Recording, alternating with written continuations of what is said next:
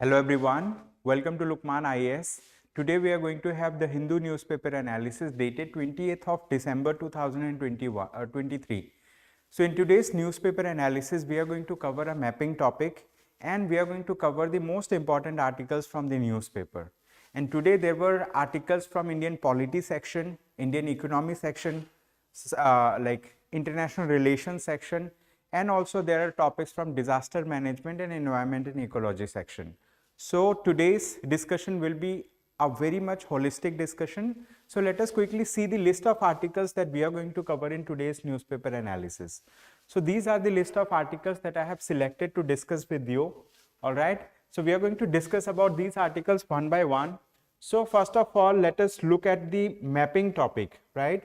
So as we discussed that mapping is one of the most important aspects for the prelims exam, because every year UPSC asks many questions from the mapping section and most of the students are relatively unprepared to solve questions related to mapping. So that's why we have decided to include one mapping topic every day. If you just focus on giving, let's say, 2-3 minutes of your day to cover one mapping area, that will help you enormously, right, to solve questions in the prelims exam. So let's quickly see the first mapping topic. The name of the topic is Iceland. So we are going to see the map of Iceland today, right? Why we are seeing the map of Iceland? It is because of two reasons. Few days back in Iceland, there was a massive earthquake, all right?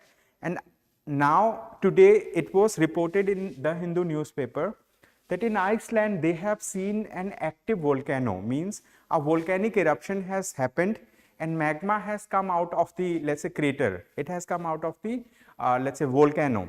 So that's why it is important that you need to understand about earthquake as a topic from geography point of view. You need to learn about how earthquake originates. Does it originate because of the plate tectonic movements? What kind of earthquake waves are associated with it? Where are the places in the world where we see active volcano eruption?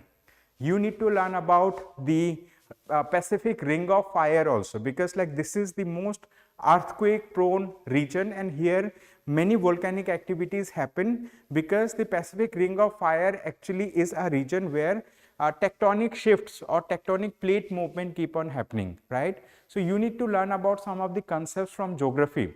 These concepts are, for example, sea floor spreading theory, the plate tectonic theory, right, and other related theory. You need to learn about them, right? If you learn about them, you will be able to solve questions, let's say, in the prelims exam from geography section also. So let us discuss about Iceland, right? To understand about the location of Iceland, so what we need to do is, like, we need to see relatively where is Iceland located. Iceland is a kind of island, okay? It's an island. So this island is relatively big in size, but this is the location of Iceland, okay? This is where Iceland is located. So over here, as we can see, the Arctic Circle which passes through 66.5 degree north, Iceland, let's say, like, some of the portion of Iceland actually touches the border with the Arctic Circle, okay? It touches the border with Arctic Circle. So Arctic Circle passes through Iceland. So this is location of Iceland. And if we talk about what is the location of Denmark, right? Greenland is located to the north of Iceland. It is located to the north of Iceland. And where is Iceland located? Iceland is located to the west, right, of the Nordic countries. Nordic countries means here we have, let's say, Sweden, Finland, Denmark, etc. So here we have those countries. These are Scandinavian countries, and this Iceland is located to the west of this Scandinavian countries. We have earlier discussed about mapping of Scandinavian countries. We have located all these countries. We talked about that there are 3 Scandinavian countries and we say 5 countries to be Nordic countries, right? So to the let's say, like, west of this Norway we have Norwegian Sea, okay? So this is the thing. So here we have this Iceland, okay? Iceland is located here. And so here if we talk about this particular line, which is 0 degree line, okay, 0 degree latitude or longitude. So it is located to the west of 0 degree, let's say, longitude. This is the thing. Now here, this is the enlarged map of Iceland, okay. This is how big the Iceland is. And in Iceland, we have recently seen a active volcanic eruption. Okay, volcano has recently erupted in Iceland, so it is important. And you can see that, like, some portion of the Arctic Circle passes over it. Okay, Arctic Circle passes over it, means it barely touches the border of the Arctic Circle. To make you understand about the Arctic Circle, let us quickly draw the let's say, like, globe, map of the globe of Earth. Let's say this is Earth, right? On this Earth, if I draw some lines, let's say, like, I'm drawing this line, which is 0 degree, right? This is 0 degree latitude, and this 0 degree latitude is known as the equator. Okay, it is known as equator of the Earth. Then over here and over here, we have the poles of the Earth. This is known as south pole of the Earth, right? This is known as south pole of the Earth, and this is known as north pole of the Earth. This is known as north pole. But not only this line is important, apart from this, there are some other lines also that are important. So this line is 23.5 degree, 23.5 degree, like that. Okay, 23.5 degree north. This 23.5 degree north it is known as Tropic of Cancer. Okay, it is known as Tropic of Cancer. And if we talk about this line, 23.5 degrees south, this is known as Tropic of Capricorn. Okay, it is known as Tropic of Capricorn. Now, to the north of this line, we have another line. This line is known as 66.5 degree, like that, 66.3 degree, like so this is north latitude. Over here we have, or in this term we can write down 63.5 degree north. This is known as Arctic Circle. Okay, it is known as Arctic Circle. So the line of the Arctic Circle, let's say, like, passes through this. Apart from this, if we draw similar line, 66.5 degree south, this is known as Antarctic Circle.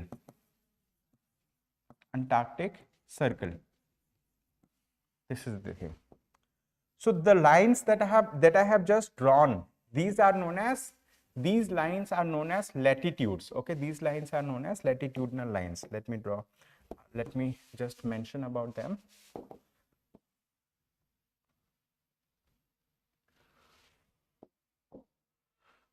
These are known as latitudes, or parallels to the latitude. And if I draw lines over here, right, lines over here, means, like, if we talk about these lines, right, these are known as longitudes. Okay, these are known as longitudes. The longitudes are these lines. Okay, these are these lines. Latitudes are these lines, like that.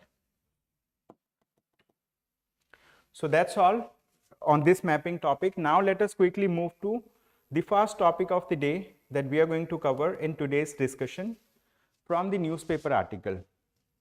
So this topic is very, very important for us to understand. It says the deep import of the Article 370 verdict.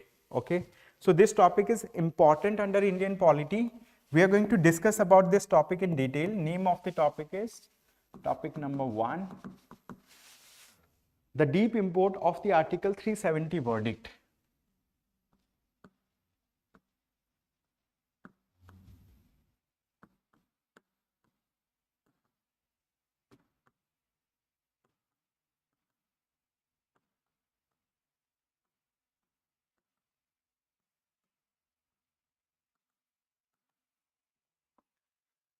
This topic is very important, and the relevance is it is related to Indian polity.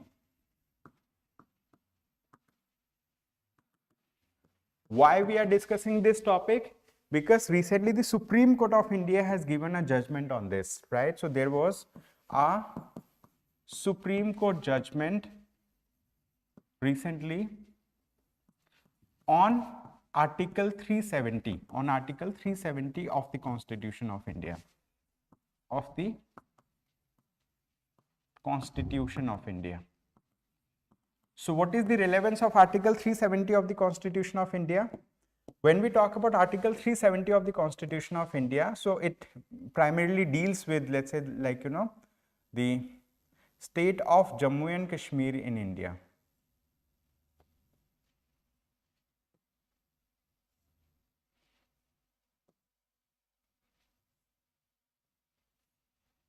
So Jammu and Kashmir has been given a special status, right? So here we used to have the state of Jammu and Kashmir.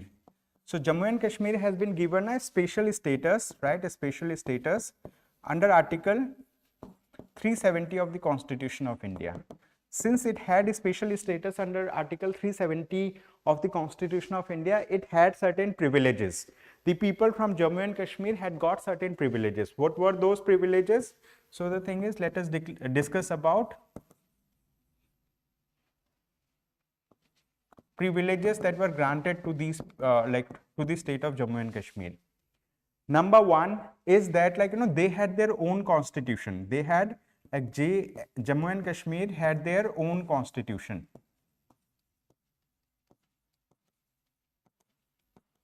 Apart from this, in their own constitution, there was Article 35A, Article 35, that talked about that in Jammu and Kashmir, only Kashmiri people, only people from Jammu and Kashmir, they can, right? They can, let's say, they can purchase land. So they had rights over land, means like only Jammu and Kashmir people could purchase land.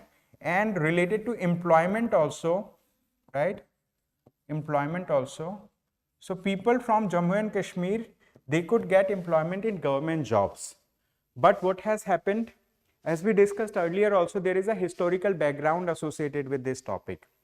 Long back, it used to be a princely state, the way other princely states worked in India, right? It was a princely state.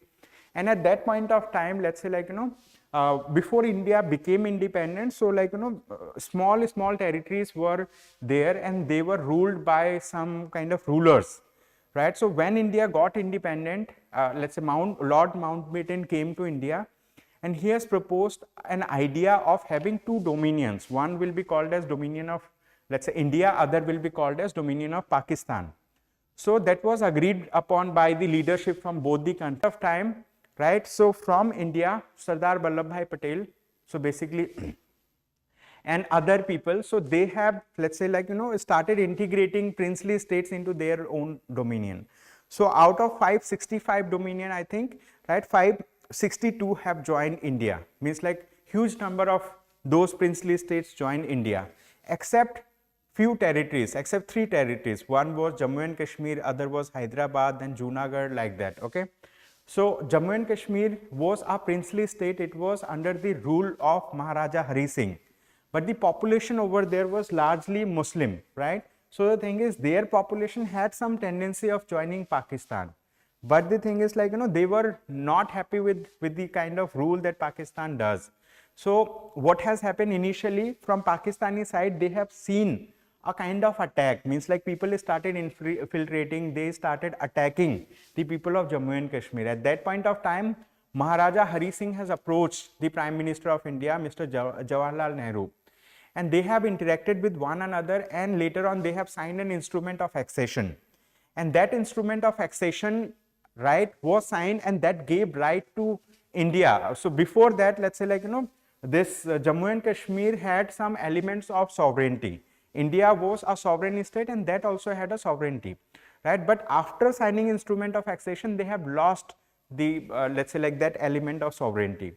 And then what has happened, basically, 3 important rights were under exclusive, let's say, jurisdiction of the government of India. What were they? One of them is, let's say, related to security, other was currency, third was, let's say, foreign relations, right? So foreign relations came under India. So that's the thing. But Jammu and Kashmir was given some special status under Article 370 of the Constitution of India, and they were allowed to have their own constitution. And at that point of time, there was a Constituent Assembly in Jammu and Kashmir. That Constituent Assembly in Jammu and Kashmir, basically, they were given the task of drafting the constitution for Jammu and Kashmir. And till that time, in the Article 370 of the Constitution, it was mentioned that it is a temporary provision. but that Constituent Assembly, let's say, like ceased to exist soon after they have drafted the constitution. So it became functus officio. What? The Constituent Assembly of Jammu and Kashmir, right? The Constituent Assembly of Jammu and Kashmir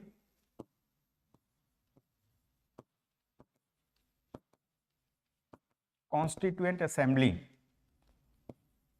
of Jammu and Kashmir became what?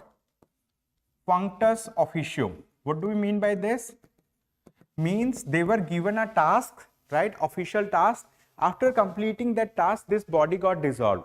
And after it dissolved, it no longer has any authority on the decision that it has already taken. Means like it will not be able to, let's say, do anything with the decision that they have already taken, or like whatever they have drafted, right? After the constitution of Jammu and Kashmir was drafted, they had a state legislative assembly. And so it was treated at par with other states in India. So in India, we have a let's say, federal structure where like state governments are there. There is a central government, and they have a type of competitive and cooperative federalism, right? So this is the thing. But what has happened? This Article 370 was a temporary provision, but people started feeling that it is a kind of permanent provision in the Constitution of India. So this was challenged, but later on what has happened, right? A U-turn came, means like a turn came into the history of Jammu and Kashmir in 2019. In 2019, what happened, like, you know, let's say, there was a coalition government in Jammu and Kashmir. In that coalition government, one was, let's say, like, you know, National Democratic Alliance, I think, like there was a state party led by Mehbooba Mufti, and there was, let's say, this BJP government. So they created a coalition government, but rupture came in their relationship. So like, you know, the central government has come out of that relationship. So later on, what has happened, the central government has imposed governor's rule. They have imposed governor's rule in the Jammu and Kashmir. Later on, they have also imposed president's rule in the state of Jammu and Kashmir. After imposing president's rule, they have divided Jammu and Kashmir into two union territories, right? One of the union territory was UT of Jammu and Kashmir, and other union territory was UT of Ladakh, okay? Union territory of Ladakh. This union territory of Jammu and Kashmir had a legislature, right? They had a legislature, and Ladakh has no legislature, like that, no legislature. But the thing is, they had a legislature, but the thing is, like, you know, no election has been conducted so far after bifurcation of this state into two union territories. So these things were challenged in the Supreme Court of India, and the Supreme Court of India has recently come up with a verdict. And in that verdict, in the Supreme Court, let's say verdict, what they have done in the Supreme Court verdict, number one, they have upheld, right? They have upheld President's right, the President of India, right? President's right to abrogate, right? Right to abrogate Article 370, right? Right to abrogate Article 370. Apart from this, the Chief Justice of India or the judges there, right, they did not say much about the bifurcation of this thing. They have also upheld that bifurcation can be done, means like a state can be bifurcated into two union territories or more union territories. So they have upheld it, and they said like it is also under exclusive jurisdiction of the President of India. This can be done under Article 3 of the Constitution of India. So the thing is, like, you know, that judgment has, let's say, categorically stated all the points that were contested by the parties, I mean, like, you know, by the parties. So the thing is, now in this article, basically the author talks about the deep import of Article 370 verdict, means after the Article 370 verdict came, how it impacted, right, how it impacted, let's say, different sections of the society within Jammu and Kashmir. What is the feeling among people, like, you know, which kind of people are let's say welcoming the decision from the Supreme Court of India, which kind of people are not welcoming it, and what is now, like, you know, what different states in the country are thinking about it, what the central government is thinking. So basically here in this article, the author says that the manner in which this has been done, the manner in which, let's say, like, like they have virtually taken hostages to whom? To the, let's say, like, politicians who were from Jammu and Kashmir. So they were, let's say, like, military has been sent from the central government. They have arrested the politicians and former 3 chief ministers from the state. What they have been done, they have also been detained before, let's say, like, before imposing president's rule and before bifurcation of the state.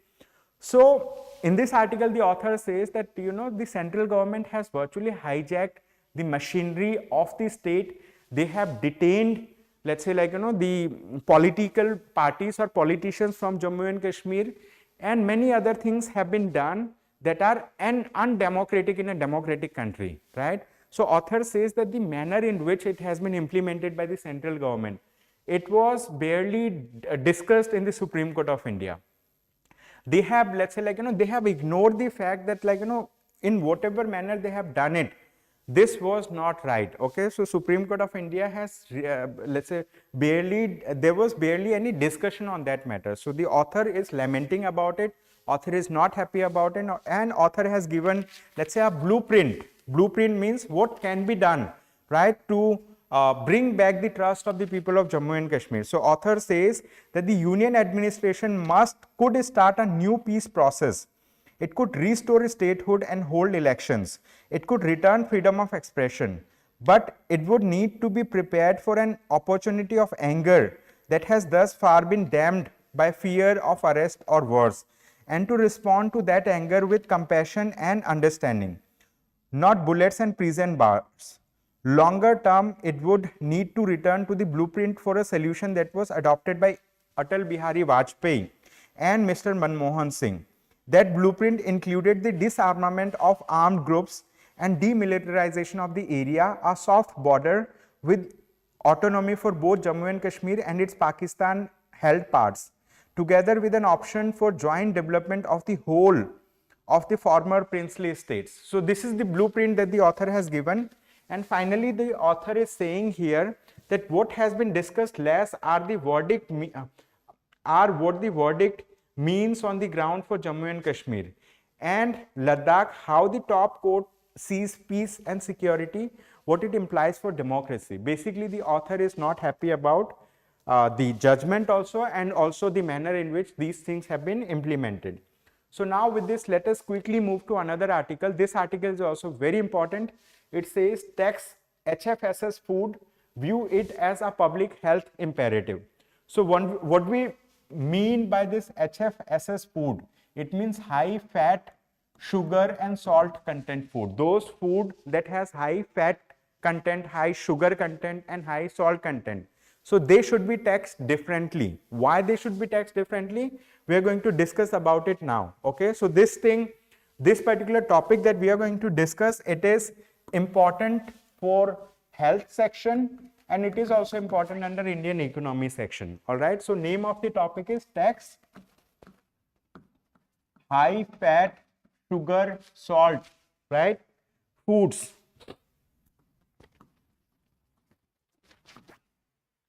View it as a public health imperative. View it as a public health imperative.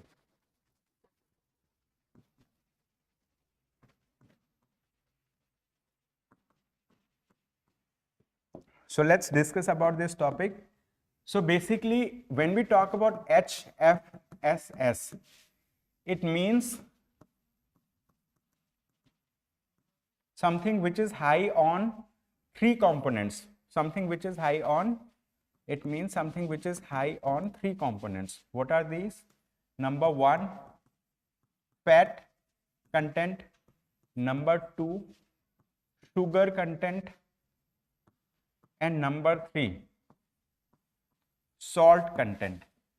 So any food item that has, let's say, very high, let's say, component or constituent of fat, it is not healthy for people.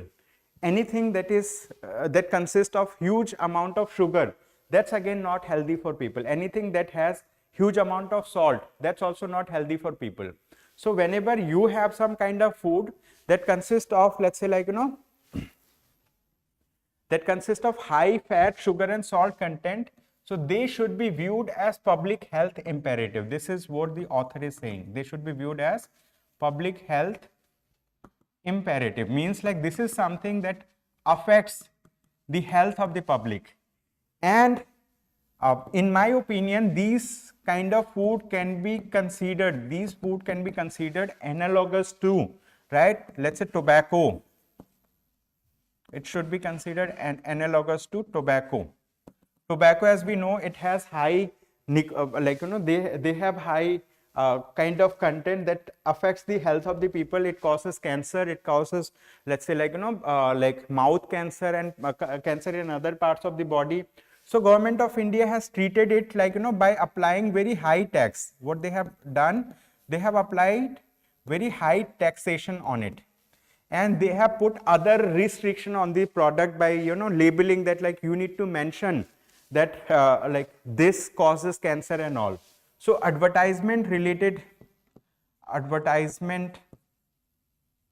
regulations were also put by the government, right? Regulations were also put by the government. So this has been done. Similarly, when we talk about those food items that consist of high fat, sugar, salt content, they should be viewed as public health imperative. They affect the health of the public on a longer run. And in this article, author has given, let's say, like, data. And according to that data, let's say in like the non-communicable disease burden in India has skyrocketed from 38% in 1990 to 65% in 2019. So what kind of disease we are talking about? We are talking about non-communicable diseases. Okay, we are talking about non-communicable diseases. They, in short, NCDs, they are known as NCDs. So if we talk about NCD burden, it was 38%, right? When? In 2019, but it is, let's say, it has gone up to this 65%. Okay, it has gone up to, now it is 65% in 2019. So the thing is, non-communicable disease burden has gone up. Since the disease burden has gone up, it is also causing let's say problem to the public exchequer. Why public exchequer? Because to address these things, we need to have adequate health infrastructure, right? We need to have adequate health infrastructure to provide, let's say, like, health facilities to our citizens. But these most of the non-communicable diseases are caused by, let's say, like, intake of unhealthy foods. And if unhealthy foods are advertised, if it is promoted in the market for the benefit of the companies that are selling these foods, so it actually affects the public health. So that's why in this article, author says that what we need to do, the government of India should focus, right? The government of India should focus on what they need to do. They should focus on dietary shift, right? They need to focus on dietary shift for its citizens and for its population by nudging through policy frameworks. And how policy frameworks we can, let's say, implement? Number one, we can have tax regulations. Tax regulations means we can increase the taxation on those food products that cause health problem. And apart from this, let's say, in this article, they have mentioned that not only tax related thing, advertisement, right? So we have this FSSAI, Food Safety and Standards Authority of India. What they can do, they can come up with advertisement regulation. Advertisement regulation in the sense, they can mandate that, like, while you are doing advertisement, you should mention the constituents of the food packet and all. Then there can be other measures can be taken by the government, right? Other measures like policy framework related measures can be taken by the government to nudge, right? a dietary shift among the population. Only then we will be able to address this problem. Okay, this is the thing. So with this, let us now quickly move to other topic. But before that, let us see quickly what is written. It says, combined with nutrition literacy and effective food labeling, tax on high fat, sugar, salt, HFSS food can help improve health outcomes. Means what we need to do, we need to have nutrition literacy among our people, and also we need to go for effective food labeling. Means like in the food packet there should be properly mentioned like what are the constituents, how it impacts the health of a person, like that. And also there can be high tax also, right, on these things, and this will help to improve the public health outcomes. Okay, this is what is said by the authors. Then we have another article, we will quickly look into this article. It says incoming call, right? Name of the topic is incoming call. So basically in this article we are going to talk about a new bill that has been introduced by the government of India, and this bill is known as Telecommunications Bill 2023. Okay, so let's quickly understand this topic. Very small topic. Okay, it's hardly going to take few minutes. So this is topic number 3. It says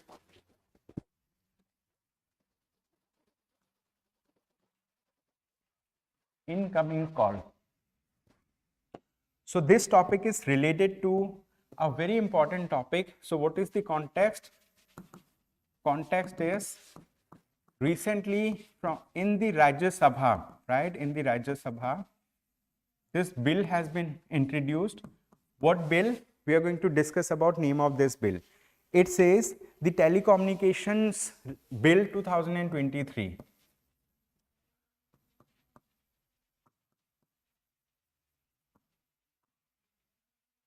The Telecommunications Bill 2023. So what is this Telecommunication Bills 2023?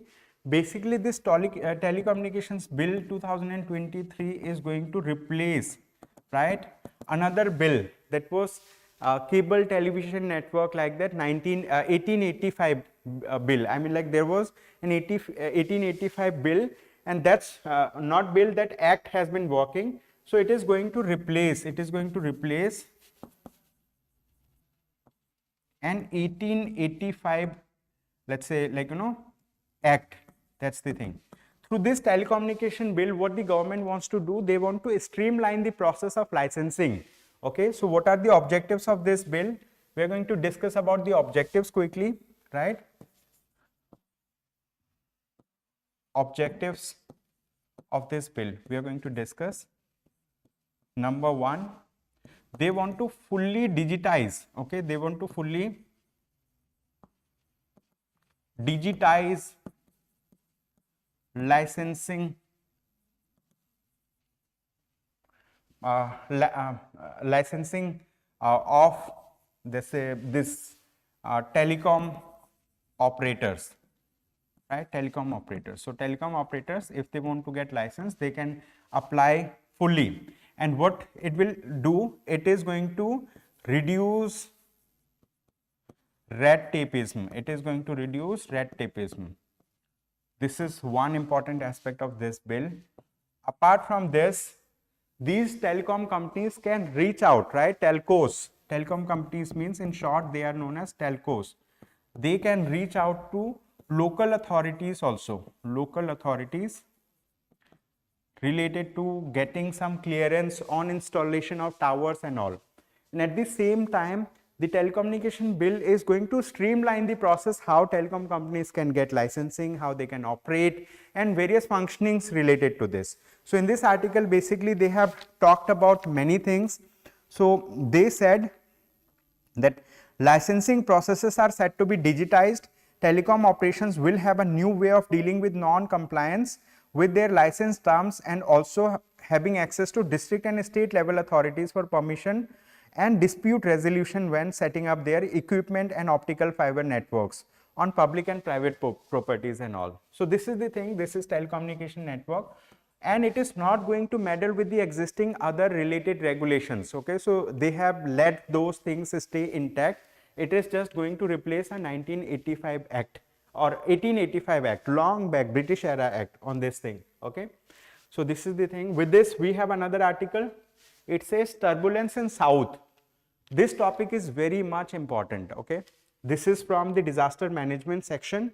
We are going to discuss this topic. Name of the topic is topic number 4.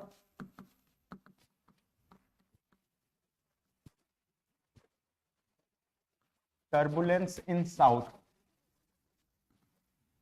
So to understand this topic,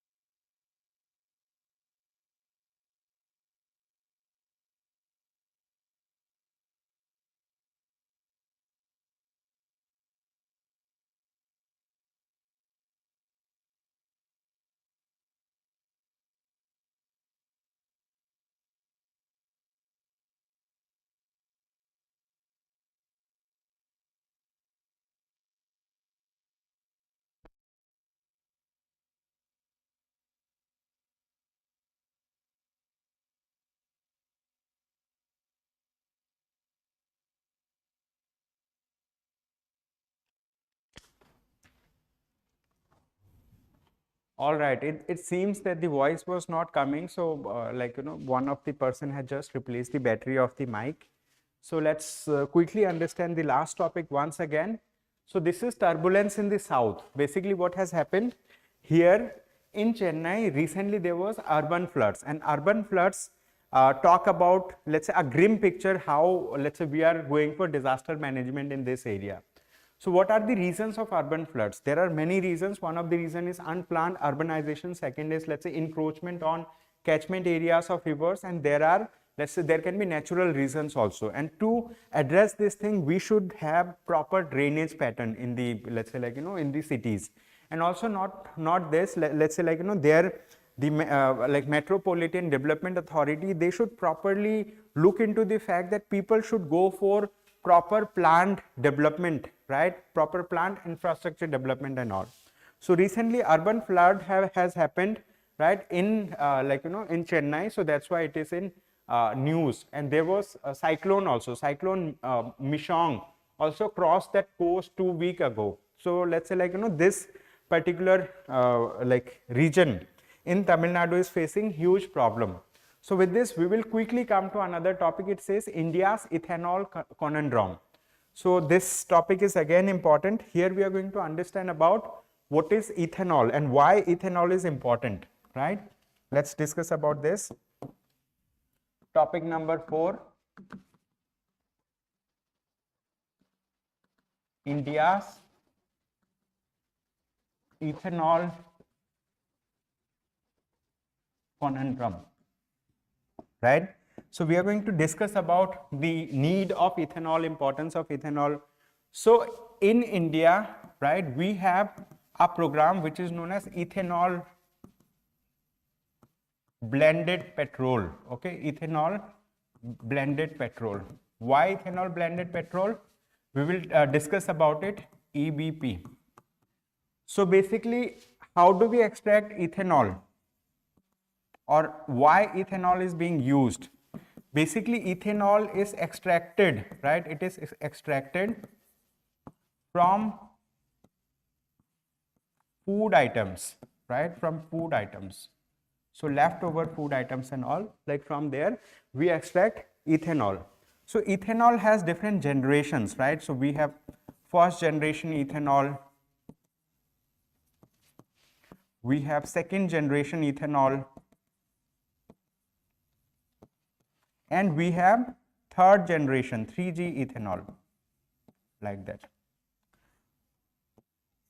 So when we use ethanol, basically, like, like from food, from the fields, what happens, like people, farmers, what they do, they burn the stubble.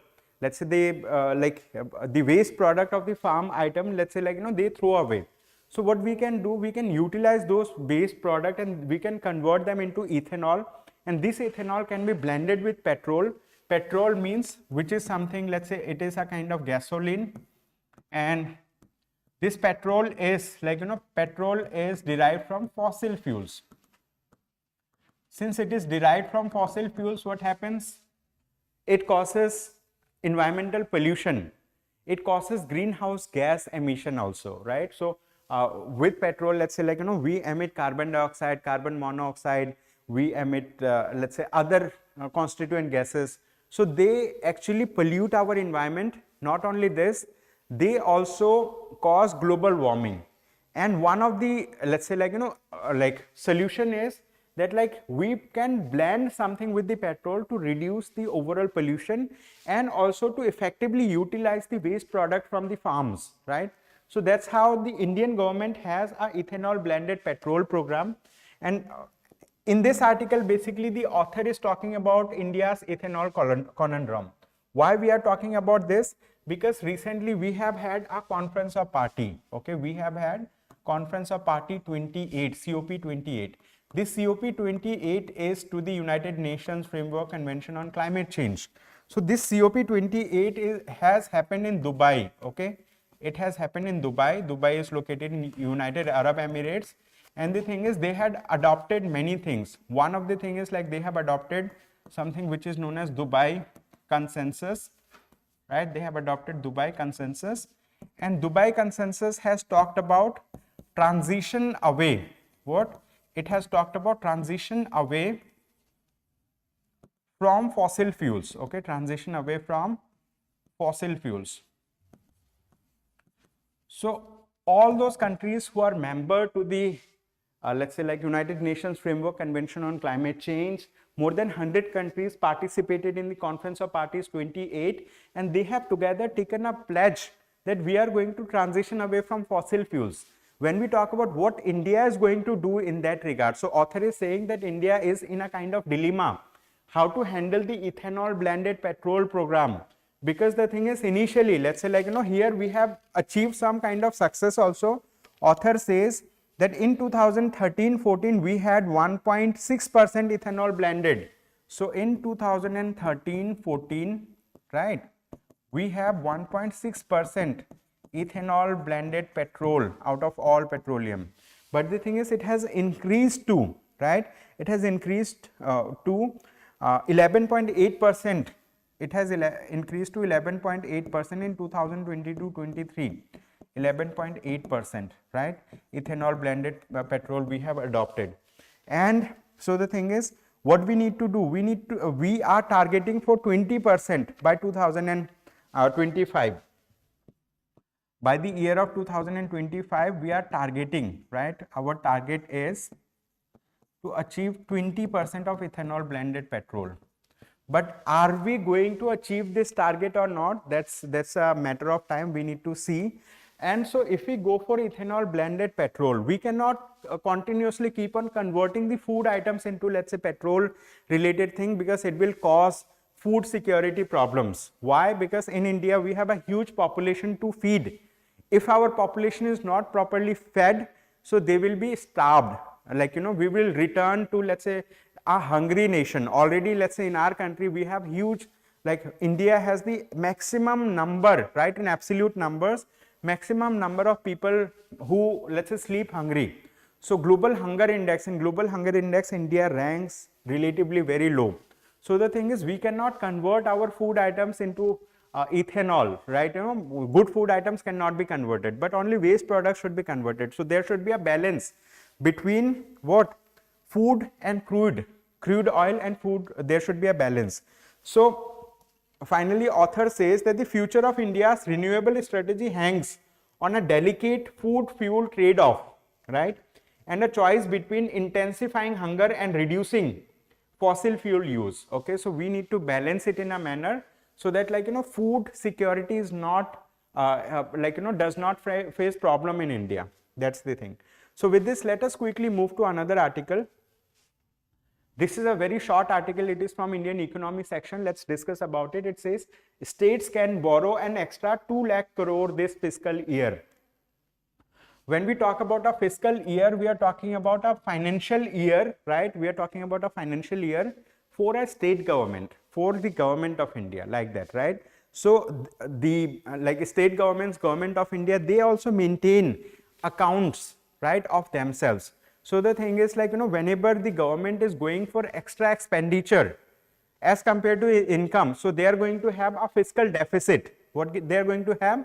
So they have some kind of revenue receipts. Like, there are different sources from where government receives money. One of the sources taxation, other sources, let's say, like in case of a state government, other sources, they receive money from the central government also. But the thing is, out of the total receipt, how much of it they spend? If they spend more than what is received, so they will go into a kind of fiscal deficit. So how do they, let's say, manage those fiscal deficit? They can borrow money, right? They can borrow money from, let's say, the central government. They can borrow money from banks. They can borrow money from multinational corporations and all through bonds. There are different instruments, different ways how the state governments can borrow money. So recently, what has happened? It has been noted, it has been said that the finance ministry has indicated that state governments can borrow, right, an extra 2 lakh crore rupees this fiscal year, means like this year. So center has allowed 22 states to raise additional borrowing of about 61,000 crore for meeting pension liabilities by NPS contributions. States can also raise 1.43 lakh crore tied to power sector reforms. Okay, so this is the thing. So finance ministry has leveraged these 22 states that they can borrow money for, let's say, meeting the pension liabilities of NPS contributions, right? And also they can raise this much money tied to power sector reforms, because in power sector what has happened, many of these power sector companies, they are incurring huge losses. Why? Because there are power losses. For example, the transmission, like when power is transmitted, electricity is transmitted, right? In the transmission there is power loss, and apart from this, electricity theft also happens. That's also a loss. And also government highly regulates it, means like how much they can charge from the consumers. So the thing is, power sector companies are facing difficulties, and many of these are known as discoms, right? Distribution companies or power generation companies, they are facing problems. So state governments, like to address these things, they were allowed by the finance ministry that they can borrow more money. So the 15th Finance Commission has mooted an additional borrowing space of 0.5% of states GSDP, gross state domestic product, as performance based incentive for power sector reforms. Okay, so the 15th Finance Commission has mooted this idea. It has told that, like state governments may be allowed to borrow 0.5% additional, right? 0.5% of their state's gross state, let's say, GDP. Then we have another topic. It says RBI tightens norms for AIF investments. AIF means alternate investment funds. Okay, so the Reserve Bank of India tightened norms for regulated entities like banks and non-banking financial companies to prevent evergreening of loans via investments in alternative investment funds. Okay, so Reserve Bank of India has come up with tighter regulations. Why tighter regulations? Because they want to properly regulate these entities, regulated entities. They are banks, scheduled commercial banks, they are non-banking financial companies. So what happens, like these banks keep on giving loan, right, through alternate investment funds. And since they keep on giving loan without proper recovery plans, so they end up, let's say, getting high NPAs. NPA means non-performing assets. That's the thing. So you need to read this article, read the previous article also. They are related to economy. Generally in Hindu, less number of topic comes from economy. So these two are good topics. Then we have another article. It says US launches multinational push to protect Red Sea from Houthi strikes. As we discussed yesterday in detail about Red Sea, we have done a mapping of the Red Sea region, right? Red Sea.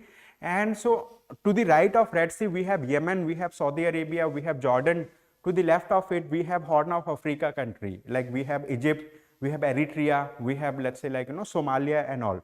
So what has happened, actually from Yemen there is a rebel group, it is known as Houthi, and these Houthis are backed by Shia militia, they are backed by Iran.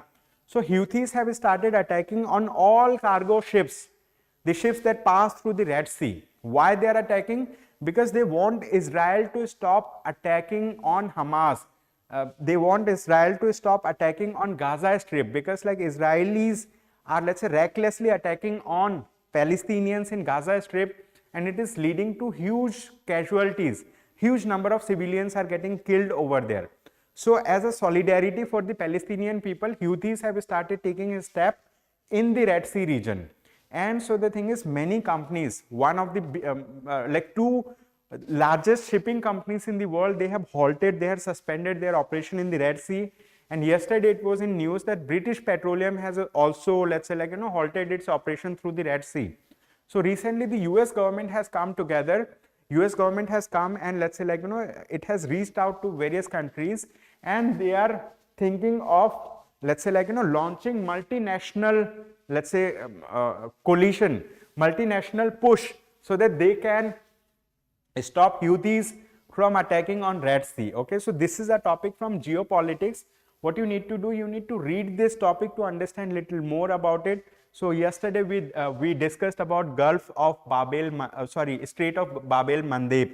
We have discussed about Gulf of Aden. We have discussed about Gulf of Aqaba, Sinai Peninsula. We discussed about, let's say, the Gulf of Suez Canal and all. So that mapping topic is very important. So go back to yesterday's discussion, watch it to understand about that mapping of Red Sea region also, because this topic can come in the new, let's say, in the prelims exam anytime. Then as we discussed in the beginning today, like we have covered the mapping of this Iceland, right? In Iceland, there was earlier an earthquake event last week, but this week an active volcano has erupted, right? So we need to understand about different types of volcanoes, active volcanoes, dormant volcanoes, and like because of eruption of volcanoes, earthquake also happen. You need to understand about various things related to earthquake, means like what is focus, let's say like what are different types of earthquake waves you need to understand, right? You need to understand about plate tectonic theory. You need to learn about, let's say like the ring of Pacific, like ring of fire or Pacific ring of fire. You need to learn about it. Okay, so basically this is just a news item that says that volcano erupts in southwest Iceland after weeks of earthquakes. So a volcano erupted close to Iceland power plant on Tuesday after weeks of intense seismic activity southwest of Reykjavik. The eruption only 3 kilometers from evacuated fishing ports of this Grindavik, means like these locations are not that important.